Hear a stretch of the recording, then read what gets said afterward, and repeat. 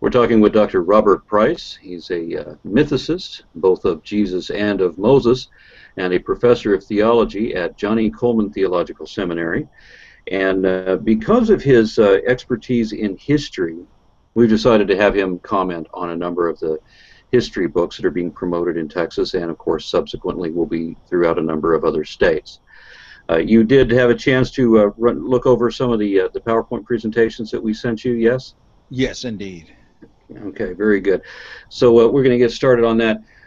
This was the research on this was done largely by my wife, who's working for the education industry, I guess would be a good way to put it, and has some connection with some of these textbooks. And this doesn't overrule the Texas State Board of Education, who decides that they're going to change certain words as necessary in order to convey a specific message. One of the things we're going to be talking about with regard to these textbooks is how they have misrepresented certain aspects of history to present a political bias. And what I find funny about that was that my wife testified before the Texas State Board of Education, wherein she had to explain to them that a bias was inappropriate, to deliberately, intentionally put a bias into a textbook should be considered an error. They did not understand that. And I'm serious. And one of the funny things about that was that the textbook they approved, one of them, that they describes a historical bias as an unreasoned emotional judgment of people or beliefs, or people or events, rather.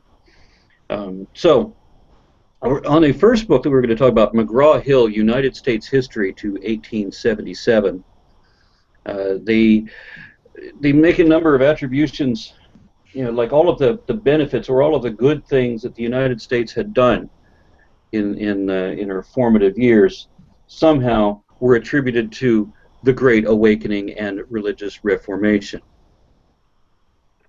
One of their things that they said was, let me see if I can find out where it was in this notes here. If you click on my screen, I've got a slide up. Yep, I got it. Okay, so the impact of the awakening, according to the textbook, was the impact of religion, meaning as a result of the awakening, was reform, changing education, helping people with disabilities, and so on. So everything that they normally criticize liberals for is actually what they're taking credit for the Reformation for. As if religious reformation ever contributed significantly to the improvement of education. Of course, they don't say improvement here; they just say reform, don't they? So I wanted to get your opinion, first of all, on that point.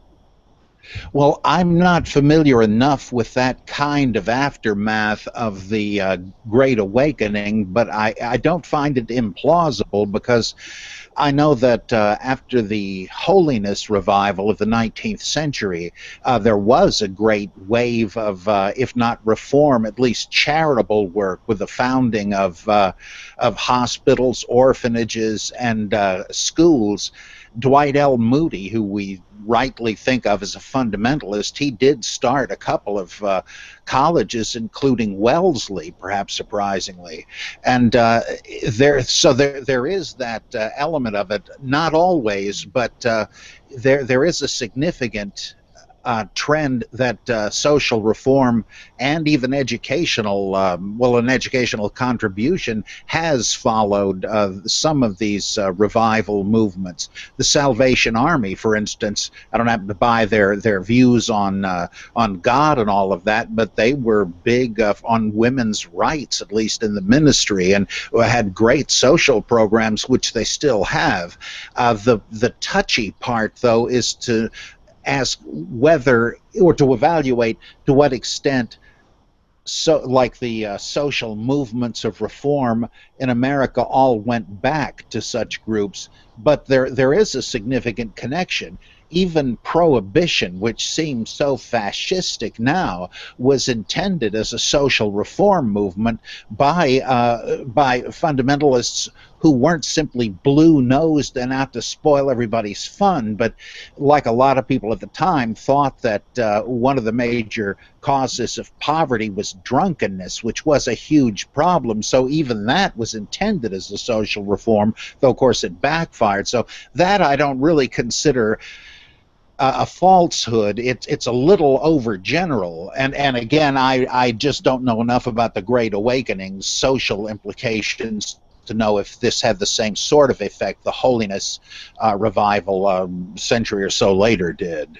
Well, my problem with it is that it is, as you said, it's a very general statement, and it also seems to imply, at least by omission, that all of these things came about and were attributed to the Reformation, which was itself attributed to the Great Awakening, which was a religious revival. Which it's like saying that that churches do charity, therefore religion is good, and we can attribute religion with having done charity, and it doesn't make any allowance for secular charities that exist. It kind of excuses them by definitional fiat. Yeah, yeah. I've got a screenshot here. What it does in McGraw-Hill, it rolls all of the 19th century, and it starts it off on the first page with the Great Awakening, and it says, what was the effect of the Second Great Awakening in the 1800s? Some Americans began to fear the country was becoming too secular or not religious, and began a series of religious meetings called revivals. And it also rolls transcendentalism into the Great Awakening, which, if I'm not mistaken, the Great Awakening was a Protestant movement, and transcendentalism was Unitarian.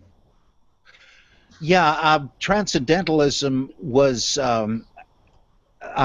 based on or inspired by, to a large degree, Friedrich Schleiermacher, who was a 19th century theologian contemporary of Napoleon, and he's considered the father of liberal theology, and so he was far from a biblicist or a fundamentalist, and it was his almost Eastern view that Emerson and Thoreau and these people embraced. Then, insofar as Unitarians embraced it, it became less orthodox Christian, but there were Christian transcendentalists as well, and the second great liberal Protestant theologian of the 19th century, Albrecht Ritschl, was sort of a disciple of Schleiermacher, and he was really the father of the social gospel movement, which was very much involved in social reform efforts, even in systematic efforts. Walter Rauschenbusch, in turn, a kind of a second cousin disciple of Ritschl, said the idea of personal salvation is only half the gospel. The very collective social forces that put Jesus to death are still putting people to death, and that's where a real Christian has to aim his guns. And so and of course abolition, some of the leading voices of that were some kind of Christian and or Unitarian. So there is something to that, but I agree, to put it that way implies that I guess that there were no secularists who cared about the poor and these other problems, and I don't know. I doubt that is the case, and certainly it shouldn't be left in silence to create the impression it was only the religious that did it. Well, there was another thing about leaving it in silence. Was you mentioned that the Salvation Army was influential with the women's rights movement once upon a time, and there is an implication that the women's liberation or women's suffrage was also somehow part of these changing schools of thought that were brought about by the Reformation. So as I understand it, Susan B. Anthony was an atheist herself, and it would be fairly unfair to say that the women's rights movement was somehow part of this religious reformation because of that. Well, that it is misleadingly overgeneral, because anything that leaves her out is obviously skewed, as you say. But the women's rights movement For instance, manifesting itself up in the burned over district of New York can be understood as part of the ferment that also included the foundation of Christian Science, the Seventh-day Adventists, and the Mormons. And though I don't know that it's explicitly religious, but there were feminist religious writings there. I know there were in the holiness movement, and and this wasn't quite the same thing, though I gather it was more or less at the same time, but there was the women's Bible and things like this.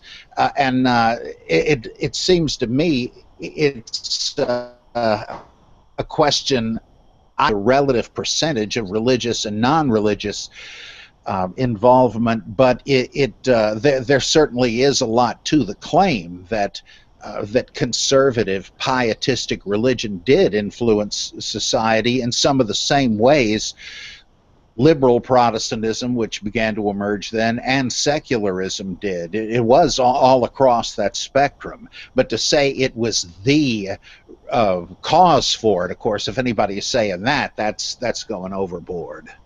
Well, You know, as far as religion, it attributes like the 19th century reforms on the first page exclusively to the Second Great Awakening. And can you Unitarianism, for maybe people who don't understand, isn't at all like the Protestant revival movement. Isn't it true they didn't even believe that Jesus was divine? That's right, though at the time they were more theistic and overtly religious. In recent decades, it's been almost a religion about being non-religious, and many Unitarian clergy and others said, like Paul Beatty did, secular humanism is my religion. But back then, that wasn't so much the case. They were basically more liberal, non-Trinitarian Christians, though, not like today's simply political Unitarians. yeah, there's a huge difference between modern Unitarians and the Unitarians that were, you know, a couple of our early presidents, the first handful or first half dozen of presidents, we had two of them that were Unitarian and would not recognize the Unitarian Church of today. So I mean, these were definitely Christian men, despite the use of that label. Does Unitarian mean that they believed in the divinity of God, but not in the divinity of Jesus?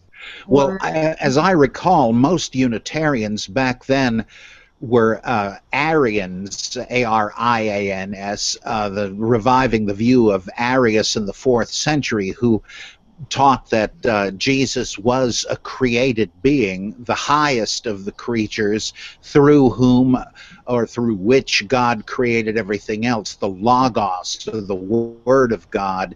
And the debate back then was, is this Word of God of the same substance or of like substance? And Arius said like substance because it was created, but it was like an archangel. The Logos was a pre-existent heavenly being who came to earth as Jesus. Later on in Unitarianism, the non-adorationist party grew up, I think, over in Eastern Europe, but must have spread here eventually, where they said that no, Jesus is simply a man and a great one, and so forth. But even there, they were pretty clearly Christian. They just differed over Christology, a lot of the doctrine that most Christians are not even aware of. So yeah, Unitarians would say the Father is God. The Holy Spirit, probably, they would say, is just a sort of a name for the power of God. That probably was the idea in the Bible. And that the Son is a created being, like Jehovah's Witnesses believe today. You know, a couple of months ago, you had an interview with Matt Dillahunty that I was privy to, and you were able to settle a dispute with us. But at least you can understand where I was coming from with that, because my perspective was with Arius and with the Unitarians, and you know, because I was raised a binitarian, I was raised in the Mormon faith, and so I had always been taught that Jesus was a separate person from God, from Yahweh. And of course, when I read out the scriptures, I read where Jesus always only ever describes God as someone else, somewhere else, who knows things he doesn't know and can do things he can't do, and that these are in no sense the same person. But moving on, you mentioned the influences that that like the Protestant influence came about at that time or arose at that time, and this was because the country was complaining, or the common folk were complaining that the country was too secular, and this was early in the 1800s. So I mean, not very. I mean, I think Thomas Jefferson had just died or thereabouts. So that's how early it was Hmm. before we started these religious revivals to make the country not secular anymore, which is funny that the religious right is so determined to present this as a Christian country, to say that everybody that founded this country was Christian and that they had these Christian ideas. We know how many of them were deists. We know how many of them were Unitarians that didn't hold to the Trinitarian concept. This is just not an appropriate way to indoctrinate kids in Hmm. the textbooks. Yeah, that is really begging a lot of questions, and it ignores the fact that as you say, the occasion for these great revivals was to try to set souls afire, and sometimes they were preaching to people that were technically believers, but it didn't really matter much to them. Sometimes they were trying to convert unbelievers, and this had always been a problem going back to the Puritans, who wouldn't let you vote in congregational affairs, even though you had been baptized as an infant, if you couldn't recount a definite experience of grace. They'd let you go to church, wouldn't let you take communion. This is considered the halfway covenant. So, and at the time of the American Revolution, I believe like only a third of the Americans, colonists, whatever, were churchgoers. They may have had residual beliefs, but this is the kind of significant indifference to religion that did occasion these revivals. I am never quite sure what people mean when they say America is a Christian country. Do they mean, or that it was founded by Christians? Are they thinking of the Puritans and the Pilgrims? They were certainly religious exiles and so forth, and there were notable religious people like the Baptists and the Quakers and all of that. But but insofar as these people set up governments, they were theocracies of a kind we would never put up with, that even fundamentalists would never put up with today. So what exactly do they mean? And then when they say that it's based on Judeo-Christian values, that seems to me to be oversimplified and selective to the point of distortion. Many of the values on which American law and society are based seem to coincide with statements in the Bible. There's not a huge contradiction, but we didn't get it directly from there. It seems pretty clear that English common law, which is based, of course, on decisions on situations as they arose, and before that, Roman law. And the people that were putting American government together knew about the Bible and revered it. There's no question about that. Like Benjamin Franklin said, the national seal should depict Moses leading the Israelites across the Red Sea. Now, why was that? Because he was a Bible-thumping literalist? No, it was just that he and others like-minded saw the migration of immigration, I guess, of people from Europe and England to our shores as like the Israelites coming to the promised land. That's not quite the same thing as saying that our laws are based on the Bible, or that they should be. And I noticed one of these articles tries to attribute to Moses the idea of a covenant of laws. Well, there is in Deuteronomy the idea of a covenant of laws, though it doesn't go back to any historical Moses. But that doesn't really matter, because that was a widely known concept. And if you want to know where specifically America got it, it's, of course, from Locke and Rousseau. We're based on the social compact or contract idea, the consent of the governed, which disclaims any divine authority. I know there's that kind of garnishing about inalienable rights bestowed by the Creator, but that's really not enough to say you should have a biblical theocracy, and the founding fathers didn't say that. If I could, Go ahead. I've got on the screen what you're talking about. One of the books that doesn't parade Moses as much as the others still attributes the founding of our government to Judeo-Christian influences, and they say the framers. It is Holt McDougall, United States government. The framers' political thinking was influenced by Judeo-Christian religious heritage, which includes traditions common to both Judaism and Christianity. These religions see the law and individual rights as being of divine origin. Moreover, the framers benefited from the Protestant Reformation, a 16th century Christian reform movement whose leaders developed ideas about individual responsibilities, the freedom to worship as one chooses, and self-government. I have an issue with saying that crediting the Protestant Reformation with the idea of religious freedom. I mean, where are they getting that? Is there a Protestant thinker who said that? Or are they just saying just because Protestants came here to worship, like the Puritans, their own religion? But I don't really see that as religious freedom because the Puritans actually persecuted anybody who didn't have their religion.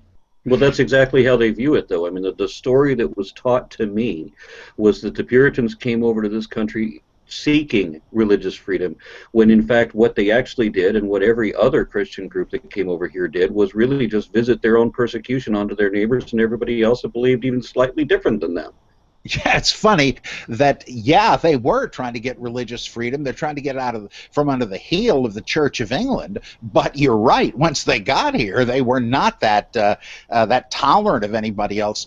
The one element of truth in this, and it is a significant one, is that the Anabaptist or radical revolution, which Luther and Calvin and the others hated. They were like almost anarchists. Some were communitarians, but they did come up with the idea of the separation of church and state because they said, look, we get persecuted by Catholics, Protestants, etc., though they were a type of Protestant.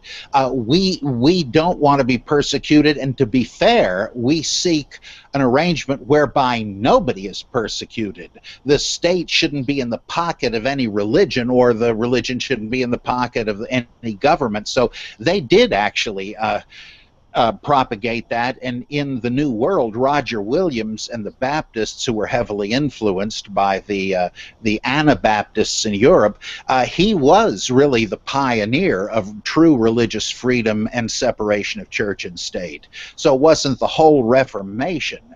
They're oversimplifying it again. And as to individual rights, I guess I see that they're getting that out of Luther and Calvin, who said you shouldn't just believe what your community tells you to believe. You must embrace it or not. They kind of assumed everybody would, but they believed in the the responsibility, the answerability of individuals before God, and that did tend to single people out. But whether they thought of individual rights or not is a bit of a different notion.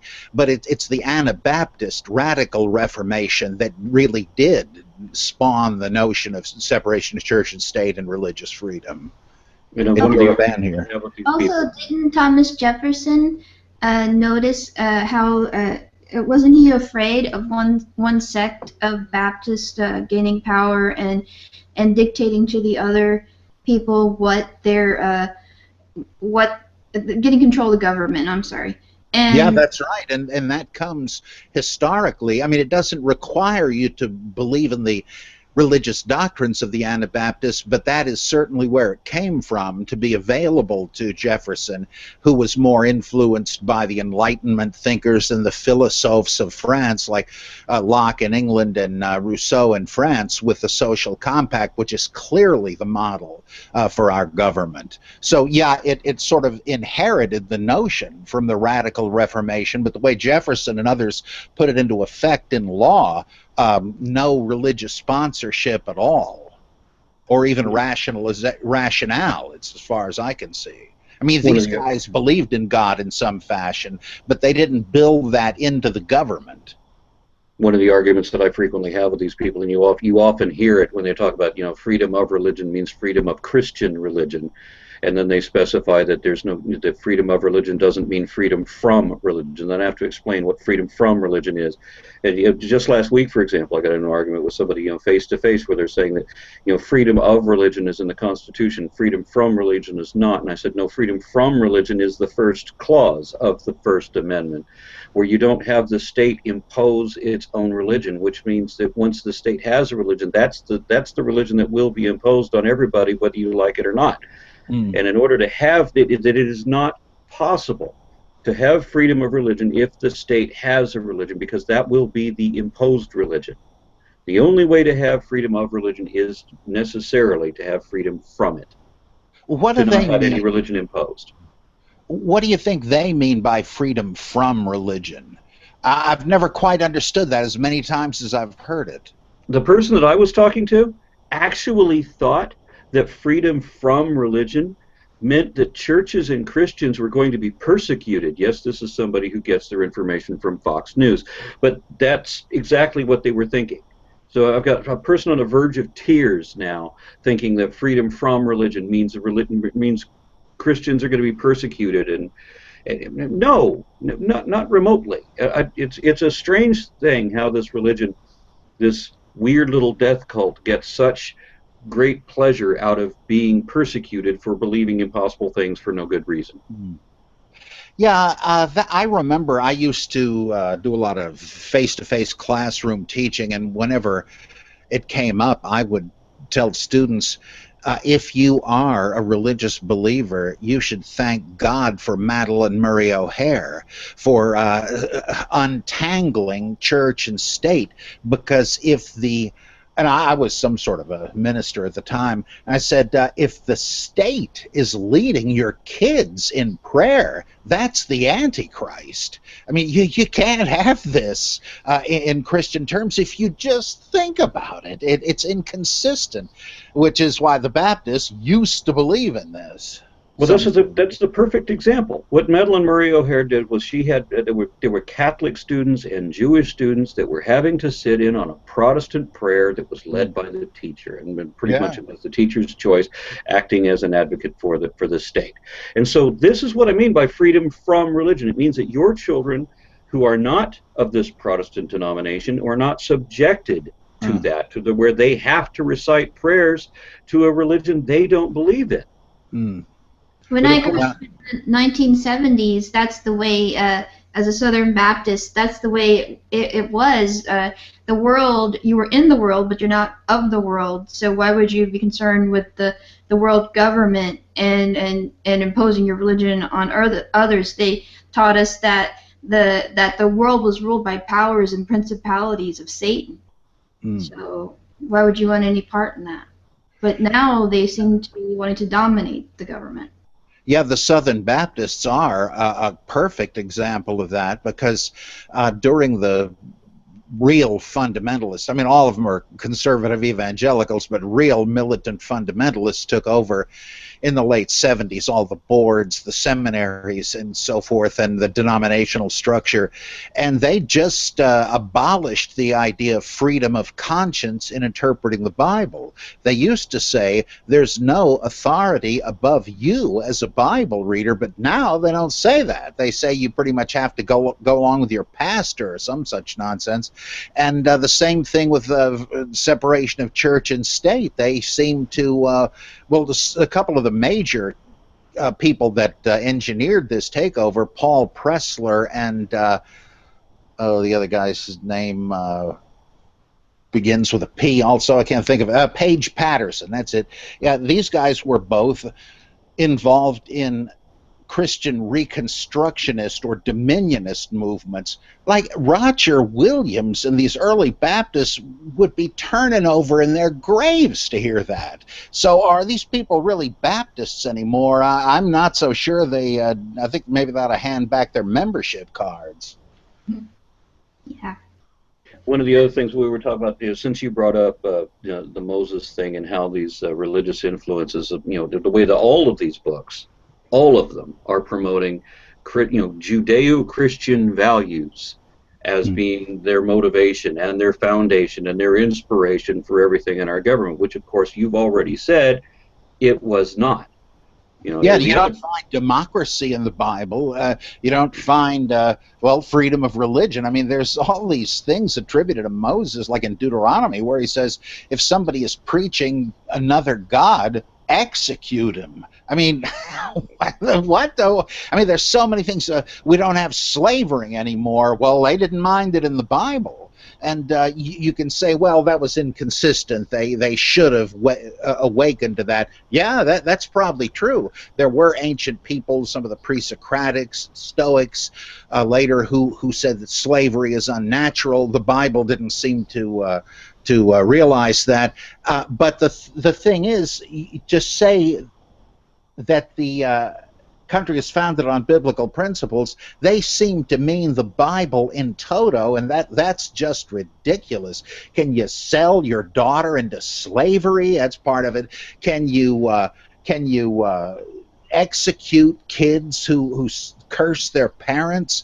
They don't have that in mind. I mean, it's almost blissful ignorance that people that some conservatives, when they say they want biblical values, they don't exactly know what they're saying. They just think traditional values come from the Bible because it's always been invoked to buttress them or authenticate them, but they're not really talking about that. And the people that are, the Reconstructionists who want adulterers to be stoned to death and homosexuals to be executed, these people are such a tiny fringe minority that people who were true fundamentalists on other grounds, like Charles Colson, Norman Geisler, and a lot of them, repudiate these people as lunatics.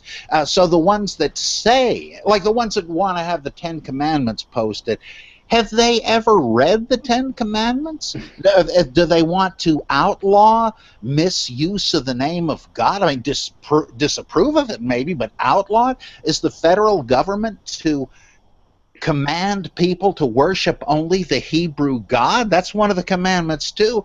Are you going to have the law that you have to keep the Sabbath and not work on Saturday? I don't think they're connecting it. They're just thinking, well, the Bible, Ten Commandments, that's pretty much the same as the Golden Rule, isn't it? They just don't know what they're talking about. It's a weird thing, like the fundamentalists that attack evolution do not understand what it is. And this is another one where they don't know what they're talking about, like abortion, which I'm against. I certainly wouldn't appeal to the Bible for it, because the people that do, well, the Bible's against abortion. No, it isn't. It sort of has to mention it first, but it's people draw an inference that says thou shalt do no murder. Well, abortion's murder. Well, maybe it is, maybe it isn't, but the Bible doesn't say one way or the other. So people imagine all sorts of things are in the Bible that are not, and there are all kinds of things that are in it that they just aren't thinking about when they wave that Bible. Well, the I abortion have a actually is in question. the Bible twice. In the most spectacular example is in Numbers 5, and I did a recent presentation in Oklahoma. I'll include the link in here, where I explain in detail how the Bible endorses abortion specifically with God's endorsement and involvement. Is But this the thing with the ordeal of the water? Uh, exactly. I think that's ambiguous. I don't know if that bears on it. I've heard that cited as involving an abortifacient, but that's not at all clear to me that that's what it's about. Because the closest thing that comes to it is that the adulteress's thigh will wither away. I'm not sure what the heck that means, and nobody else is either. Well, that's why in the presentation that I was talking about, I go into some of the other Hebrew scriptures outside of the Bible. I mean, like in Sanhedrin, for example, 89b, I think it was. It explains that from 40 days until birth, then the fetus is considered to be a limb of the mother, and specifically, it is called her thigh. Ah, hmm. Well, that's midrashic interpretation, but I would suggest that too is an inference based on it. In fact, all of the Mishnaic law is an attempt to extrapolate from what little the Bible does say on various issues to how it might be applied. And so I think they're doing the same thing fundamentalists are, albeit in the opposite direction. I think, on my reading, the issue simply does not come up, as is the case with various other moral questions. When the topic is treated in the Bible, like premarital sex, for instance, it's treated as a property rights issue, not a moral question. So it's just a whole different thing. And in fact, they mean well, but they want an objective standard, and they think the Bible gives that to them, but it doesn't really matter. Even if it was infallible and inspired by God, if it's ambiguous, it's useless. Like, oh, can Christians get divorced? Well, according to Mark and Luke, apparently not, but according to Matthew, yes. What are you going to do? I mean, you're just stuck. Or should you fast? According to this passage, yes. According to that one, no. It's pretty clear what they say, but it's useless to guide your conduct. So they're really using it as a totem, or worse yet, a ventriloquist dummy. Yeah, I also did a presentation. Oh, sorry. I also did a presentation on the Ten Commandments, which I'll link in this video as well. Where I talk about how when you talk about that there's no correlation in the Ten Commandments that everybody refers to and American law. Yes, it's illegal to kill people and it's illegal to steal, just like it already was everywhere before the time attributed to the Ten Commandments. But one of the things that the Ten Commandments calls for, like you mentioned, do they honor the Sabbath? Even Jesus didn't honor the Sabbath, right? But then let's look at, I think it's the second commandment, where you can't create graven images. You cannot create any likeness of anything in any medium, right? So you can't draw or paint or sculpt any recognizable thing. Abstract art is allowable only by omission. I mean, is this in our law somewhere? What about divorce? You know, divorce, as you mentioned, divorce is not illegal, right? And honoring their father and their mother, every other commandment has no correlation in American law. And plus, there's the problem of the fact that in the Torah, the biblical law, you have tort law, civil law, criminal law, and religious laws just cheek by jowl randomly sprinkled through because they intended to keep all of them. They didn't care to categorize them, but some of those things are simply inapplicable. And there's even just etiquette some places in the Bible, but it says, you know, in Proverbs there's a lot about keeping your mouth shut if you know what's good for you, but that's not a law, and yet it's sort of an admonition in the Bible. So the two things don't really match. And what strikes me as really unfortunate is that people don't listen to Thomas Aquinas, the great medieval Catholic theologian, who said it doesn't take a revelation from God to know how to live rightly in this world. In fact, Aristotle didn't know of any revelation from God, and he got it right. And so anybody could, though God has also revealed it, because Homer Simpson is out there. You know, there's a famous episode where he's listening to Moses give the law and ask stupid questions.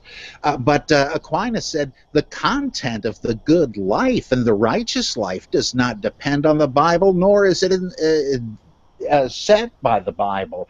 The Bible reveals things you couldn't know by human reason that are specifically religious, like how to be saved and what God is like. But these are not matters of law, and I think even most fundamentalists today would agree with that and repudiate the extreme reconstructionists. But yeah, it's just so bizarre. It's like two sets that overlap with a common cusp only very narrowly.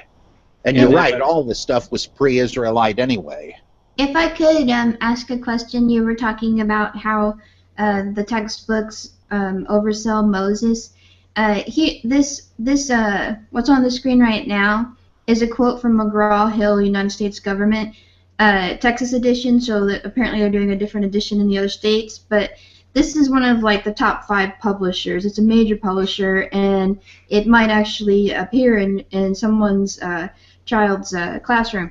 Uh, According to them, Moses, during the 1600s, people from Europe migrated to North America, settling along the Atlantic coast and inland. The great majority of the colonists were Christians, familiar with both the Old and New Testament of the Christian Bible. They brought with them Judeo-Christian values and ideas derived from biblical law. These beliefs made an important contribution to the founding principles and documents of the United States. In the Old Testament, for example, Moses calls for the law to apply equally to all people, even kings, and sets forth rules for a fair trial.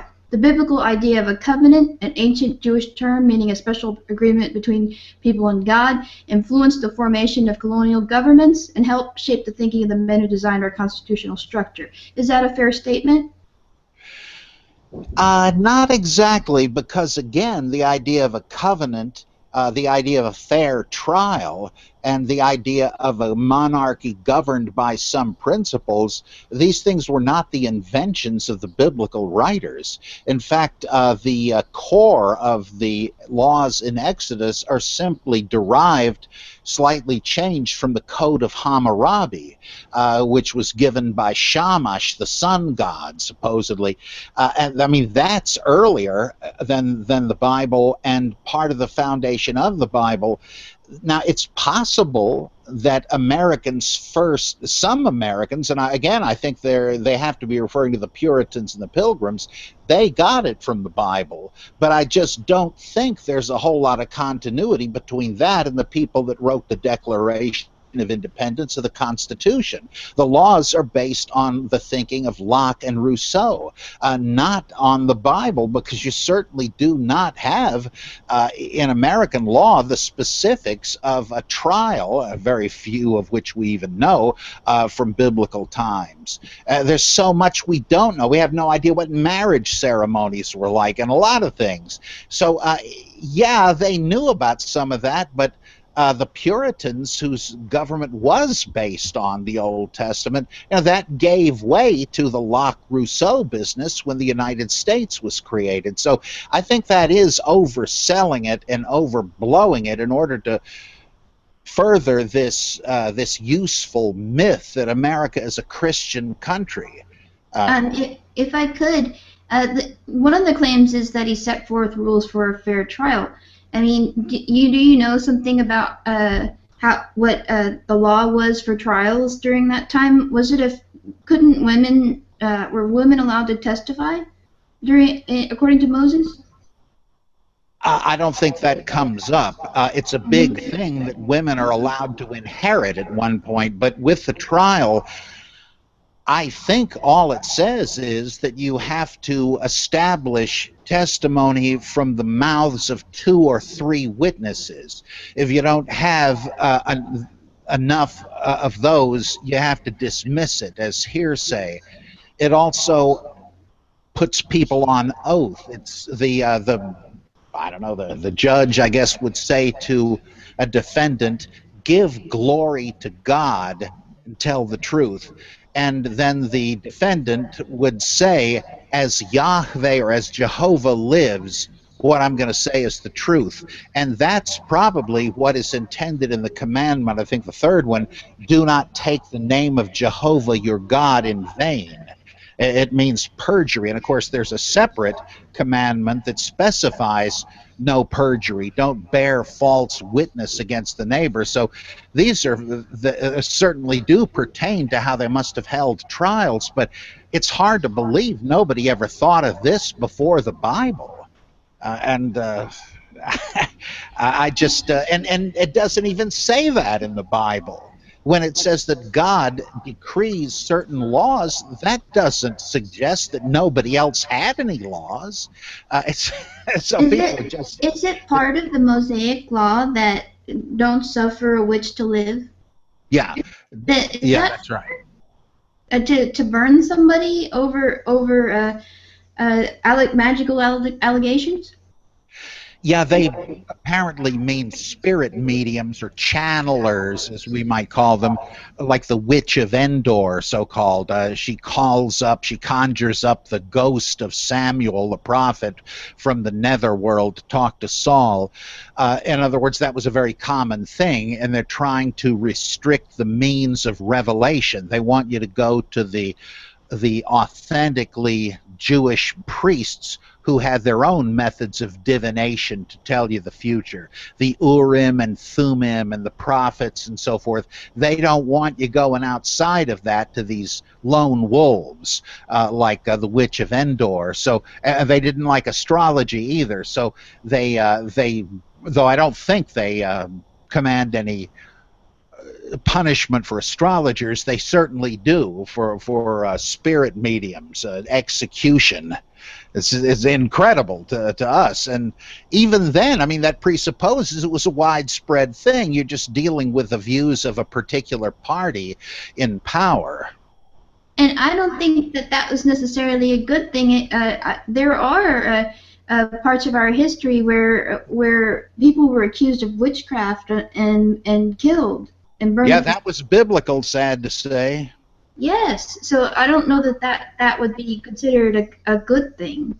Yeah, can you imagine anybody that says, "Oh, we got to get back to biblical foundations here"? Oh, well, then should I have Shirley MacLaine burned at the stake? Is that what you're saying? It's Right. They can't be thinking of this. It's so ridiculous. Well, Exactly. think about something else too. I mean, when you talk about the Ten Commandments, right? Everybody wants to put up the Ten Commandments monument in Alabama courthouses and all of that. What's odd about this is that the Bible doesn't refer to those commandments as the Ten Commandments. I mean, there's 11 commandments in Exodus 20. Just in Exodus 20, there are 11. And then that list continues through Exodus 21, 22, 23. And then finally, you get this different set. You know, when Moses comes down the mountain and according to the Bible, he brings all of these edicts, all of these laws, all of these governances. And so we know that it's a list of considerably more than 10. And then he breaks those, and he has to go back up the mountain for the second edition, right? Well, in the second edition, it takes him a month to carve out just 10. And finally, the Bible refers to it as 10. It also says that these will be the exact same commandments as were on the last set, and then the first two are basically the same thing, and then the remaining 8 are completely different. Yeah, there is a third one that overlaps the Sabbath commandment, though in different wordings. Yeah, in my book Moses and Minimalism, I devote some space to that it's pretty obvious the compiler of Exodus had two what I would call top 10 commandments lists. They made lists of 10 commandments so you could keep them straight by counting them on your fingers. Apparently, that's the theory anyway. And different people had different lists of which were the most important ones. Even in Jesus' day in the Gospels, they're theorizing over what's the greatest commandment, what's the second greatest. Well, apparently, long before that, people made lists of the top 10 commandments, and there were two popular lists. And so the compiler knew that he would get some readers pretty mad if their favorite version was not in there. So how's he going to get it in there? Well, it's one of them is known as the Exodus 34 Decalogue, is called the 10 Commandments. The other one isn't, but there seem to be 10. So he said, well, okay, maybe I'll distract them.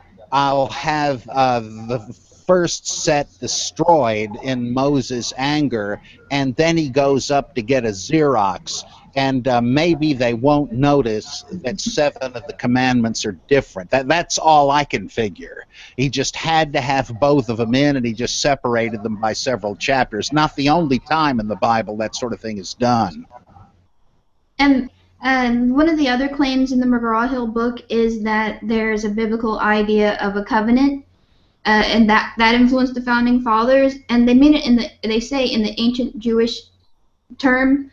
So the Mosaic Law commands people to sacrifice animals to God and keep the Sabbath, and which is on Saturday. And so why do we work on Saturday or Sunday? Why aren't we keeping the old covenant? And why didn't our founding fathers sacrifice animals if if our law is based on the covenant or the Mosaic law.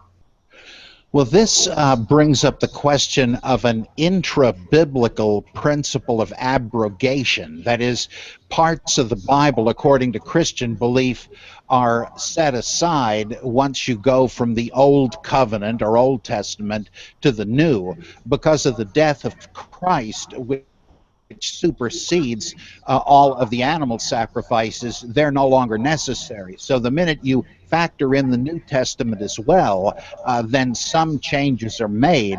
But what are you going to do with the laws in the Old Testament that are not explicitly negated in the New? And of course, there are plenty of them. I'd say it's fair to say that in the Pauline epistles, almost all of the ritual commandments are set aside. So that's no doubt why they didn't practice animal sacrifice. But I don't know that that would apply to the various civil laws, and indeed some of the reformers like John Calvin thought they did still apply. He had Michael Servetus executed as a heretic, burned at the stake, and he thought he was only doing what the Bible said, and I guess he was. I have another question on the influence of Moses and the way that Moses is represented in these textbooks. Not only is he listed as one of the major influences. As a matter of fact, he's at the top of the list of influences. Moses is, but he's also treated as an historic character. I mean, you know, they just state that he was born in the 1200s BC, for example. How can you make a statement that he was born at this time when nobody can identify any particular time when he should have lived, when there's argument over whether he lived in the 1200s or whether he lived in the 1500s, and then you have significant evidence that he never existed at all? In fact, most critical scholars, that is, people who were not trying to prove the Bible is accurate, most critical scholars have long since given up on the idea of a historical Moses. You and I and Acharya, D.M. Murdoch, are trying to make that knowledge more available, but that's just the problem here. The writers of these books have no idea, nor would you expect them to have any idea, of what biblical scholarship is all about. And so it's as if they included the stories of young George Washington chopping down the cherry tree and saying, "I cannot tell a lie," or pitching the silver dollar across the Potomac, even though we've known for a long time his biographer admitted to inventing those stories. But how many people know that? And so I can't really blame them. The fact that they even have these dates shows that they have at least heard of some biblical scholarship from an earlier generation, but it's just written out of ignorance. They just, like physics textbooks, get updated as they know more, but unfortunately this kind of thing doesn't. And if they know about it at all, of course, they naturally that's going to get them in trouble, and they're against the notion that the Bible could be inaccurate. So it's just a kind of a cultural assumption, and I don't know if they're trying to deceive anybody, but this is true as far as they know. It's just that they're out of touch with scholarship. When I testified before the State Board of Education, I told them that it was inappropriate to describe Moses as a historic character. I said that Moses is no more historic than Robin Hood or King Arthur. Mm-hmm. And apparently there was a lot of hate generated in that room because I said that. I had one guy get up in my face later in that day insisting that Moses was a confirmed historic character, and the same guy also told me that evolution had been disproved by a single paper it published in Stanford, and that just nobody in the scientific community happened to know about it yet. Yeah, people have their own, they're living in their own cognitive universe, their own map of what they think is reality, and they navigate by it, and it's often what's called a self-sealing premise. Nothing can penetrate it or disprove it because it seems plausible to the one who holds it, simply because he does hold it. He can't think outside of that box, and that's what you're dealing with. There's just no way. You could have the drag in the witch of Endor and say, call up the spirit of Moses. He'll settle this one way or the other. And she says, gee, I get no answer on the other end of the line. They'd still believe it. Well, one of the reasons that we wanted to do this conversation with you was because they've just promoted a new chairman of the board. And what they have traditionally done here in Texas is to find the most fundamentalist, least educated, most batshit crazy person they could get from that group to put him in charge of everybody else. Famously, we had the dentist who was saying that he needed to stand up to 150 experts testifying on behalf of evolution, for example. Well, now we've got somebody else who apparently is against public education, who's presiding over public education and homeschools her own kids, and is another one of these fundamentalists. The tradition that she's following is when this dentist was in control, he was also a Sunday school teacher, and he taught his fourth grade students to keep chipping away at that empirical evidence. And he explained, he admitted in a news interview, national TV, that his objective was to instill right-wing religious ideology into everybody else's kids in his school. That in everything that he could preside over. Why he was changing the textbooks and everything, this was expressly so that they could. And this was an admission. Amazing. At least somebody does slip and get honest occasionally. Boy.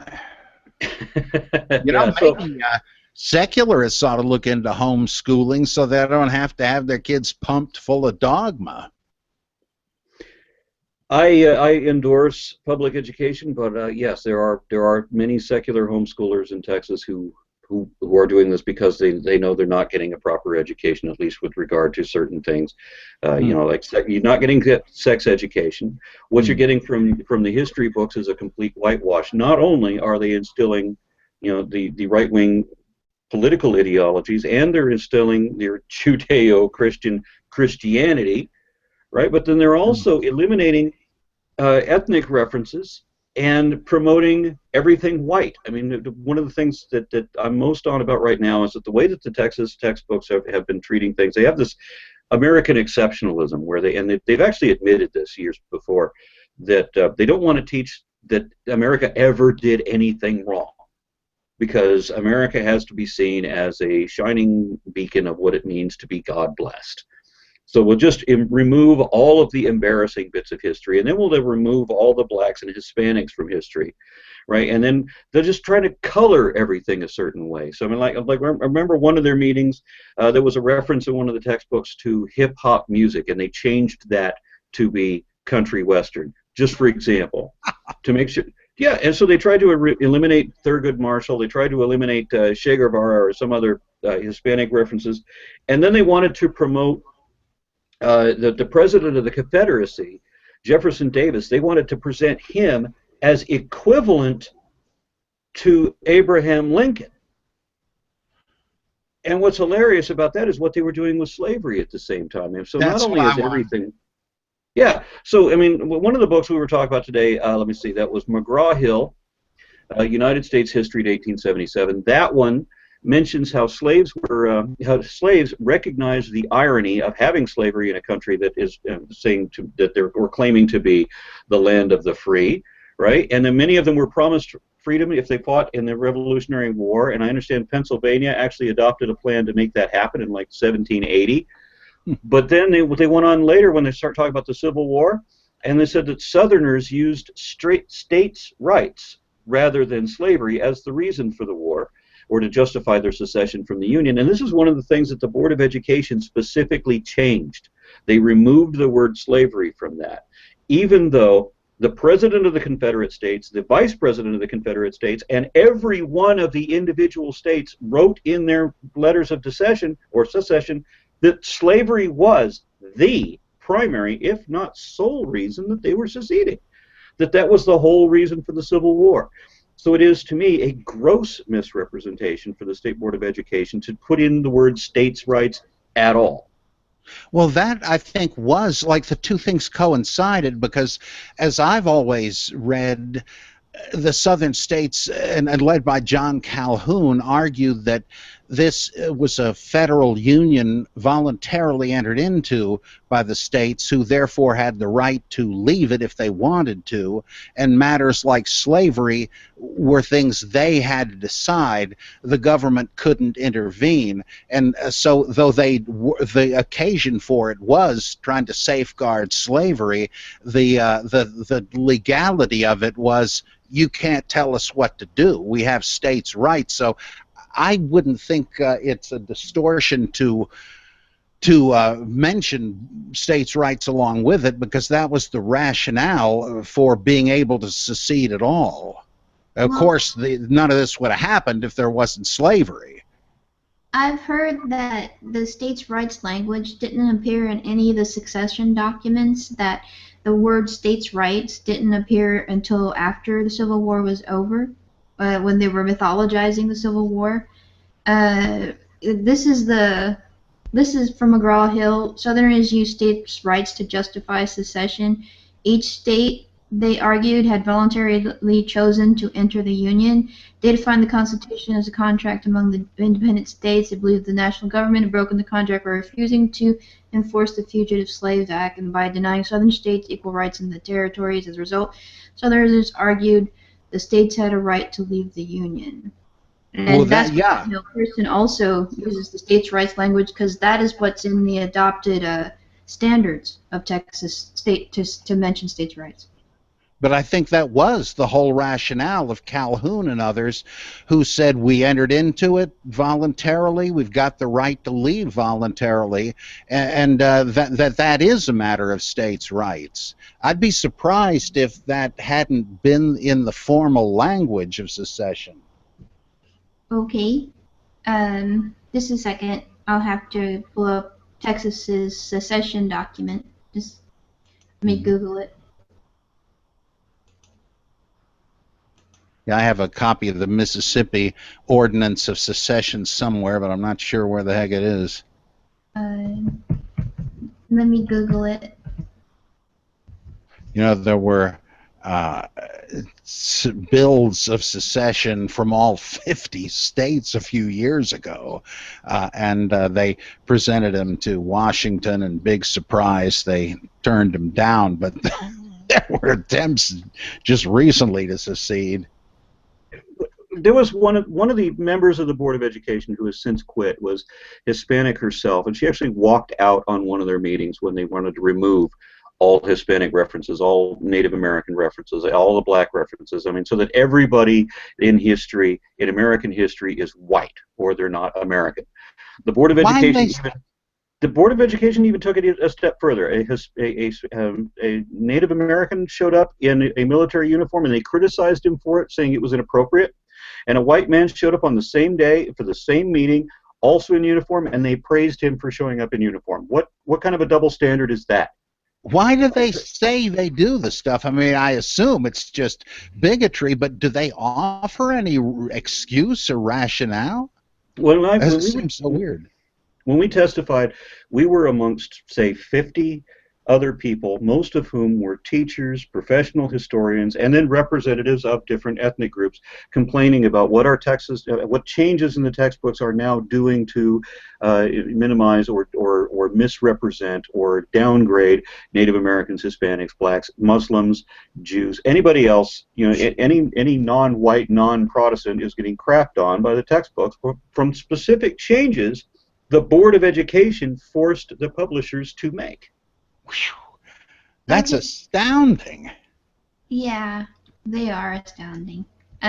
Like the former chairman of the board, Don McElroy, said that when they were going over the English standards, the reading standards, that children didn't need to learn or read any Asian books, because the only Chinese they needed to know was Chow Mein. Yeah. And then the way that they promote Christianity, again, there was articles that talk about slavery, and they promote Christianity among the slaves. That this was like that they accepted Christianity as if it had a choice, as if it hadn't been forced upon them, right? And that Before we go Christianity. there, Iron, before we go there, I've got the quote from the Texas secession document. Uh-huh. It says, it doesn't mention states' rights. What it says is, we hold as undeniable truths that the governments of the various states and of the Confederacy itself were established exclusively by the white race, for themselves and their posterity, that the African race had no agency in their establishment, that they were rightfully held and regarded as inferior and dependent race, and in that condition only could their existence in this country be rendered beneficial or tolerable. This is from the Declaration of the Causes which impelled the state of Texas to secede from the federal union. Yeah. Incredible. Yeah, that ought to be in any coverage of it. Man, oh man. Now, it's Incredible. important, I think, that people should learn what the United States has done that it should not have done. When people worry about how bad things can get, they need to know how bad things have been. And I remember watching on 4th of July, of all times, that they ran this series of documentaries, hour-long episodes, talking about what the United States did to the Chinese, to the Japanese, to the Jews, to women, to Mormons, to Catholics, to the Irish, to the blacks, to the Mexicans, and so forth. 8 hours we're watching this just criminality done by the United States. Like, for example, in California in the 1800s, they passed this law where it was illegal for business owners to hire Chinamen. You have 200 state legislators, and nobody recognizes that this is grossly unconstitutional. And what is the end result? If no one who has come over here from China is allowed legally to have a job, what have you just done to these people? It's necessary that people know what the United States has done. They should know that what happened to the children that were in the Industrial Revolution, right, working in factories 12 hours a day and 7 days a week with no health care and no no protections, no regulations. People need to know what we've done so that they know that it can happen, and so that they know what to avoid and what to watch out for. People think that the Constitution defends itself. It clearly does not. Defends what? That people think that the Constitution defends itself. That people just respect that the Constitution says something. Well, 200 legislators in California that said that no, you can't hire a Chinaman, that passed that law, obviously weren't paying attention. Somebody years later had to come in and say, no, you can't do this. Yeah, the sanctuary cities thing is a similar issue today, where the laws are flouted because states think they know better. It's amazing how the state's immunity almost principle comes up on all sides of these issues. Boy, oh boy, what a mess. Speaking of all sides of the issues, one of the textbooks also talks about how promoting Christianity among the slaves. They quote one of these guys that said that slavery was inconsistent with Christianity. But these are the same people that also were promoting Jefferson Davis, and I almost wish that they'd gotten their wish, because he famously argued that slavery was not immoral, because there was not one word against slavery in the Bible, but many regulating it. And he said that it was sanctioned in Holy Scripture in both the Old and New Testament. Oh, there were Presbyterian and other theologians like Robert Dabney who argued elaborately that the Bible did mandate and protect slavery. It's just incredible to look back on this, but it is important to know it. I guess my only concern on the other side is I think it's dangerous for teaching to dwell on this to the point where they teach and encourage kids to hate their country, which I think does often happen. That's a very dangerous mindset for a country to have, and sort of signals terminal decadence. You can't repress the past. You have to know about it. But I think it's equally important to show how these things were transcended. Luckily, like in my opinion, if you're going to talk about discrimination against blacks, which you must, it ought to lead up to the civil rights movement, and you should be ashamed of the past with slavery, but proud that it was finally done away with, and then eventually Jim Crow laws and all of that. I would think it's like the history of disease. It sort of leads up to medical advances, so that where we are now is better than where we used to be. I just hope sometimes this is not fed to kids the dark side, as if to indicate that that's all it is. I know some people do that, but that fear does not justify repressing the past. You have to know what happened. Well, I would not be teaching kids that America was a bad country. I mean, if I had my choice and control over the situation, I would be teaching kids how the world has progressed. The United States, Amen. how other countries, how they have all made progress, Right. and how we continue to make progress, because this is governance of people, which means that it's flawed, and you need to be wary. Mm-hmm. And okay. Go ahead. Can I ask a question? This is from McGraw-Hill again, on the question of how good Christianity was for slavery, and I don't. In my opinion, that's not a fair attribution. But it says for many enslaved African Americans, Christianity was a religion of hope and resistance. Their passionate beliefs found expression in the spiritual and African American religious folk song. Is that fair to say that Christianity was for enslaved African Americans a religion of hope and resistance?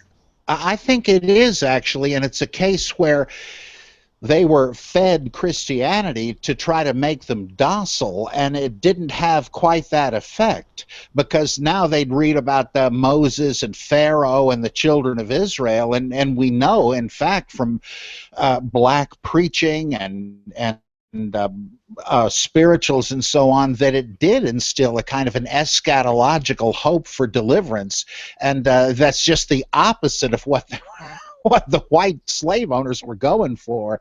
In fact, I don't know if it was C. Eric Lincoln or one of these guys, historians of African Americans, said that if Christianity saved the souls of African Americans, they saved the soul of America.